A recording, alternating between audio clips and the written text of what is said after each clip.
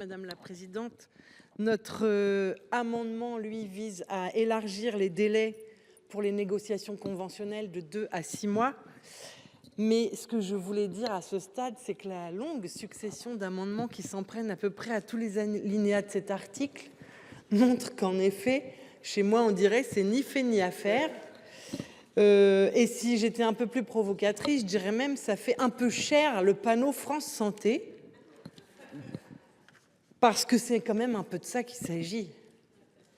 Alors, vous dites non, Madame la Ministre, vous allez sûrement essayer de me convaincre que c'est l'idée du siècle pour améliorer l'accès aux soins dans notre pays. Mais là, pour l'instant, j'en suis vraiment pas convaincue. Et je pense même que les 150 millions d'euros qu'envisage d'y mettre le gouvernement à travers ce PLFSS seraient beaucoup mieux utilisés si, par exemple, on aidait les collectivités à créer des centres de santé publics, si on améliorait l'accueil des docteurs juniors qu'on a beaucoup évoqué depuis le début de l'après-midi, si on finançait des postes de PUPH ou de chefs de clinique qui sont parfois financés par des collectivités pour pouvoir assurer la formation dans nos CHU. Parce que,